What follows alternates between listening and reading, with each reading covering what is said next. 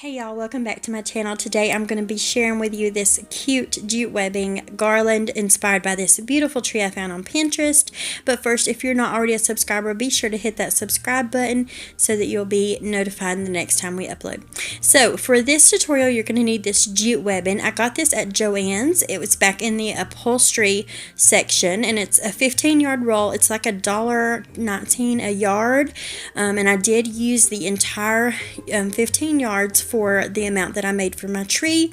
You're also going to need a huge needle depending on your cording. Now I'm using this hemp cord that I had laying around. It's just sturdier than yarn, and I really liked the durability of it.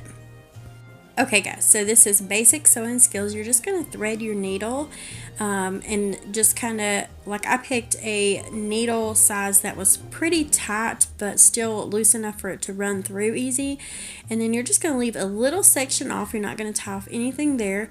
You're going to go ahead and measure out how long you want your finished garland piece to be, and go ahead and cut that. Now you're going to go to the end of your longest string and you're going to tie a knot in the very end of it, and this just keeps it nice and clean so you're not doubling up your cording.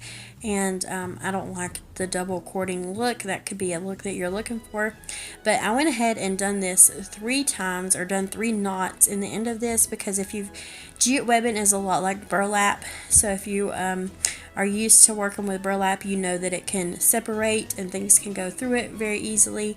It's not a very fun sewing fabric, so you want a big, nice, strong knot. And then, like I said, you're going to leave this open. You're not going to tie it or anything. It will stay put. You just kind of pull it through if it gets left behind towards the end, but it shouldn't get in your way at all. And now for the fun part, you're just going to simply go in and out of your fabric similar to like a basting stitch, and you're just going to keep going this all the way down as far as you want to go. It's just really simple. You want to watch and make sure that you're not looping your extra cord down there if you're not pulling it all the way through like me and you're kind of trying to get it done quickly. You just want to make sure, stop and check things, make sure everything is pulled out and not in the way, and it goes really, really quickly, guys. So now you're going to start to kind of bunching up your ribbon or garland, whatever. And to do this, you're going to hold your needle firm in your other hand with holding that little string so it doesn't come loose either, and you're just going to kind of push it down. It doesn't have to be perfect right now.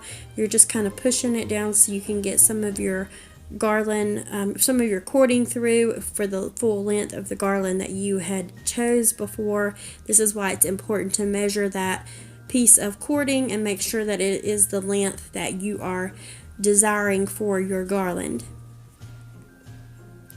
You can always fluff it out, and I didn't want mine super bunched up, but I did want it a little more bunched up than the picture that I saw, so I made sure to kind of allow for that space in there. I didn't want to put too much on here because you can get it super tight. And then once you get to the end, you can kind of check it out, make sure it's what you want before you tie it off. Now your next step is just to simply pull your needle off. There's no cutting because you didn't tie anything there, and then you're just going to put a knot really close to the fabric here, and just make sure that you get it nice and tight. And then you can check the back to see if it's gonna pull through, or see how tight it is. Mine was a little loose, so I went ahead and done a second knot here. And then you're just simply going to trim your ribbon here and then fluff it out however you desire, and you will be ready to decorate. Guys, thank you so much for watching. If you are not already one of my subscribers, I would love to have you as one, so go ahead and hit that subscribe button. I hope you have a great day.